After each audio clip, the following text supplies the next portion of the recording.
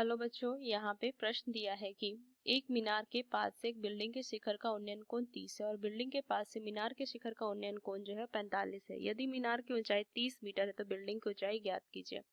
चलिए इस प्रश्न को हल करते हैं। तो देखिए, यहाँ से मान लीजिए ये मीनार है, हमने ये मीनार बना लिया। अब इसके पास से बिल्डिंग एक है, यहाँ से मान लीजिए बिल्डिंग है, उसके बिल्डिंग के मीनार के पास से एक बिल्डिंग के शिखर, तो ये हो जाएगा, ये शिखर पे जो कोण बन रहा है वो कितने का कोण बन रहा है, ये 30 डिग्री का कोण बन रहा है। ये हमने माना ये मीनार है और ये बिल्डिंग है, ये मान लीजिए ये बिल्डिंग है। तो ये कोण बना और बोला बिल्डिंग का पाद, ये बिल्डिंग का पाद से मीनार के शिखर का जो कोण है उन्नयन कोण वो कितना है 45 डिग्री। तो ये जो कोण बना रहा है वो 45 डिग्री का कोण है। और बोल रहा है मीनार की ऊंचाई जो है वो 30 मीटर दी हुई है। तो मुझे ये बिल्डिंग की ऊंचाई ज्ञात करनी है। मान लीजिए ए बी सी और डी है, तो सी डी ज्ञात करनी है। मुख्य अवधारणा अगर मैं देखूं इस प्रश्न का, तो देखिए tan थीटा जो होता है वो लंब बटा आधार होता है।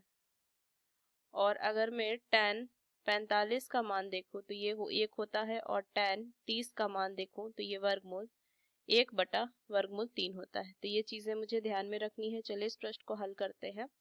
तो सबसे पहले अगर मैं देखूं तो ये मीनार जो है क्षैतिज तल से, और ये जो बिल्डिंग है क्षैतिज तल से 90 डिग्री का कोण बनाएगा। तो दो त्रिभुज ए बी सी और सी डी बी, दो त्रिभुज हो गए। तो सबसे पहले अगर मैं बात करूं त्रिभुज ए बी सी की, तो यहाँ से मैं लिख सकती हूँ tan 45 डिग्री बराबर में लंब ए बी बटा बी सी। तो एक बराबर में ए बी तो मुझे दी है 30 बटा में बी सी, तो बी सी का मान आ गया 30 मीटर। अब देखिए यहाँ से अगर मैं बात करूं त्रिभुज B D B C D की, तो यहाँ से लिख सकती हूँ मैं tan 30 डिग्री बराबर में सी डी बटा बी सी। तो 1/वर्गमूल 3 बराबर में सी डी, तो सी डी बटा में कितना हो जाएगा 30।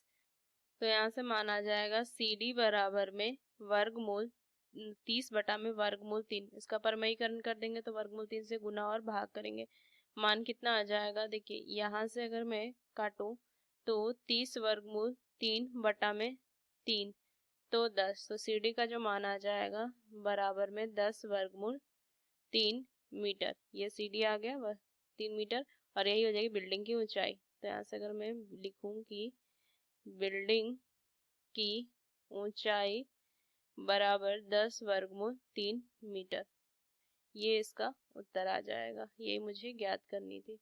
तो इस मुख्य अवधारणा का इस्तेमाल करके हमने इस प्रश्न को हल किया। आशा करते हैं प्रश्न आपको समझ में आया। धन्यवाद।